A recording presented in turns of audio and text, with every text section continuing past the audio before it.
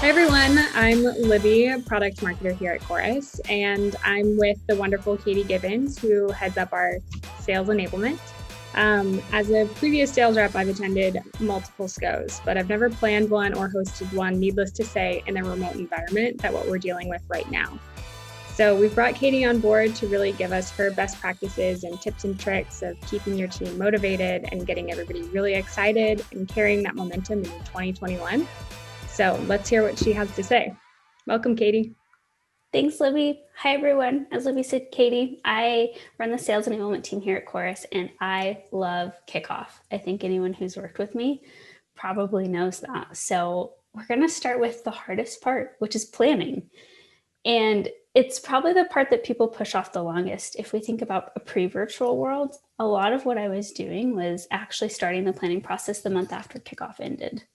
I've heard a lot of people say like, hey, I'm virtual, so it's probably not going to take that much effort. Like I don't need a hotel, I don't need food, I don't need all of that. But if you haven't started planning, you probably are far behind. You're never going to have enough time. For me, the two key things that have helped me that I've kept through the last 6 years is to always have a master planning doc. Mine's a Google Sheet, and it's grown and it's adapted over the years, but it has everything I need for kickoff. This is my budget, my attendee list, a detailed agenda, a breakdown of swag and how much it costs per person, keynote speakers, presentations, and the links to them, what I need from other departments. Bless Libby, because she's going to get a long list shortly from me, which I'm so grateful for that team for. You name it, it lives in that doc. If it lives in a bunch of different places, you're probably going to lose it. My to-do list lives there too. And then my other big tip for planning is over communicate. 1 month prior to the event, I'll be sending out weekly emails to every single person involved. 2 weeks out, you're getting daily emails from me. We're going to cover the agenda, any open items for that person, anything else that we might need to have. I love that. That's super helpful. So you've got make a master planning doc, keep all of your to-dos and everything all in one place, over communicate, love the daily emails leading up to actual SKO. No one's going to forget anything. That's awesome. What would you say? How would you use conversation intelligence in your sales kickoff? I love this question. I think we're both totally biased to this question, which I'm okay with. So for me, there's really 3 key ways that I use conversation intelligence to really create the best kickoff. The one comes in the planning process, way before the event even happens, and it's leveraging the analytics we're getting from CI to drive the content that we'll cover in kickoff. To give you a really good example, last year, 3 months prior to our event, we pulled analytics on sales skills, product, customer conversations, anything you can think of that you can get from Chorus. And we realized 2 things. 1, customers were asking our reps about integrations all the time. It was the top 3 things that they were talking about. The top 3 things that our reps were talking about were not integrations. It was actually one of their bottom 15. And so we set up a breakout session on integrations that was really interactive and helped the team get more comfortable with how to have those conversations without having to pull in a lot of technical talent because we did not have SEs at my other org. The second one was skill-wise. We were a Sandler shop at the time, and we started noticing that people weren't using a firm future commitment really well. So we worked with Sandler and we created another workshop where we did live deals and really worked on the FFC to help them. And so Chorus from the beginning was driving my agenda based on the analytics I could see. And then my second favorite way to use CI is to actually measure the impact of all this hard work we do as enablement people and as product marketing people and anyone who's involved in kickoff. It's a lot of work. But did it work? Did those 4 or 5 days of us planning and doing really fun trainings actually have an impact or create any sort of behavior change? Without CI, you literally have to, in olden days, go out in the field. Now you just have to be like, can I join your call and listen in to see if you've actually done what I taught you? You can't do that. CI is the best way to see behavioral adoption. You can have coaching scorecards. You can have specific triggers that you're tracking, different ways to make sure, oh, hey, all that work we did, it's actually paying off. And here's how it's contributing to revenue. And then finally, and I know we're going to talk about this, so I'll just tease it a little bit. I love to use conversation intelligence like Chorus to add a bit of fun and excitement to the event. Mm-hmm. There's so many cool things you can do, which we'll leverage a little bit later on. Yeah, I mean, let's just jump into it. How do you continue to maintain excitement? Like everybody's remote, you're dealing with Zoom fatigue. tell us a little bit about how you're handling creating that excitement and maintaining the momentum. Yeah, I think one of the biggest mistakes we can make is assuming that we're all virtual. And so it's not quite the same as an event, which you don't get that special feeling we've all got from kickoff when you walk in the first day and you see the general stage and everyone's like, this is so cool. Like that won't happen in the same way. But if you're just setting up a Zoom and having a bunch of speakers come, congratulations, you just created your all hands company meeting. No one's going to be excited about that. Make an event out of it, send out invites, send out spoilers, have really cool videos. I love to bring in speakers they typically wouldn't see. And so we always have a customer panel. We always have a board panel. Things that'll get them excited, even in this virtual world, are going to help. Another big one is have fun backgrounds for your speakers and your winners. Libby, we'll talk a bit about this. Your background. You'll see this soon, but CI is a really fun way to integrate fun into your whole entire process. And so for us, we'll be doing Chorus specific awards where we'll have either the longest monologue or things like that that are really funny that we can pull from Chorus. We have amazing award backgrounds that we use. There'll be really fun ways to engage the team and get them excited while also highlighting like, hey, you're the sales rep that literally talks for 20 minutes without asking a question. But we still want to recognize you and make it fun and funny.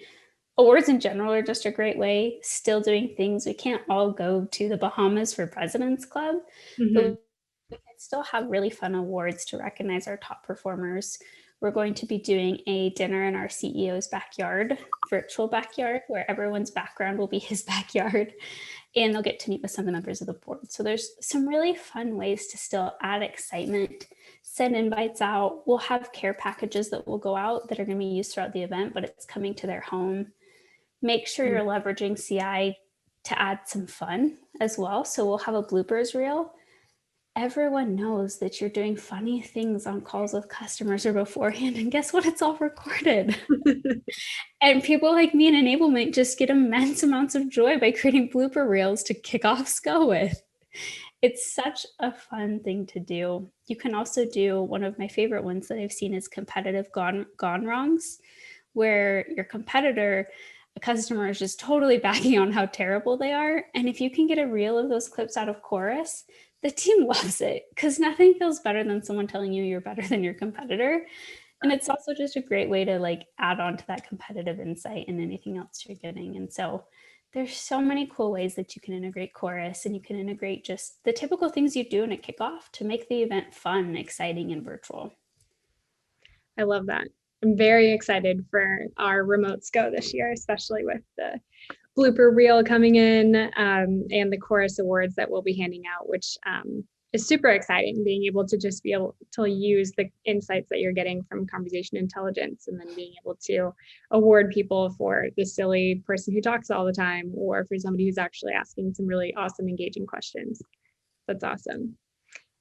So how do you kind of plan for measuring the engagement and adoption and carrying that momentum into 2021? Like you're spending all of this time and effort making it an amazing SKO, but then how do you kind of carry that through the next year?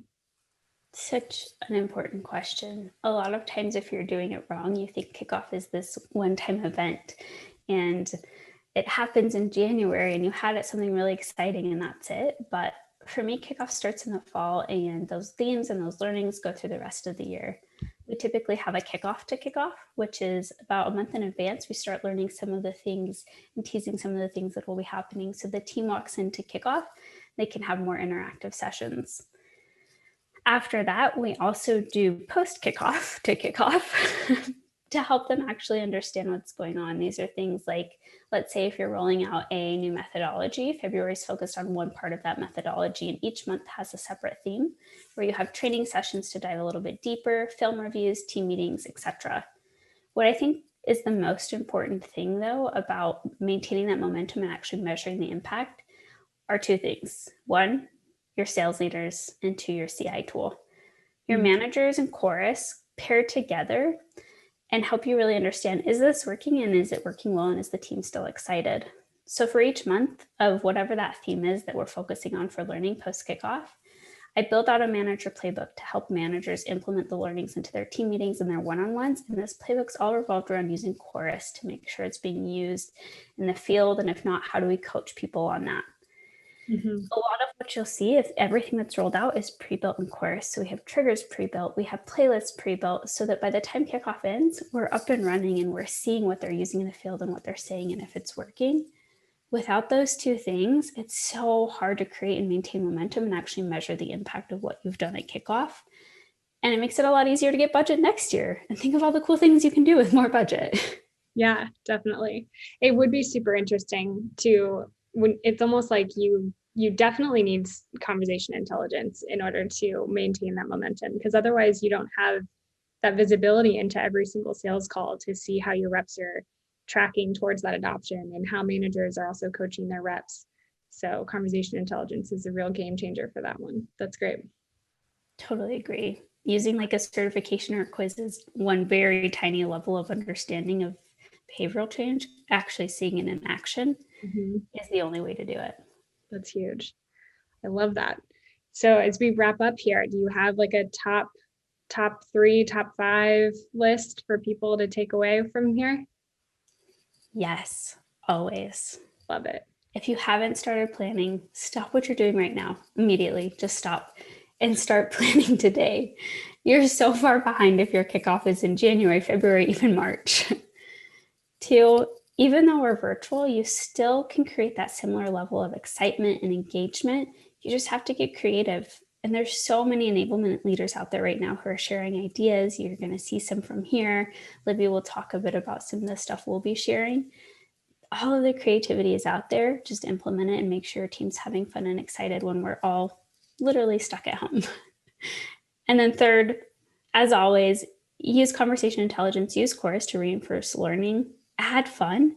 Just remember, it's not all about did you learn it? You can do a lot of fun things with Chorus and the clips that you can get in the playlist you can get, and then leverage that to help your managers as they continue to help you reinforce throughout the year and help you measure behavior change. It's going to be the biggest factor in being able to successfully do that. Love that. Well said, Katie.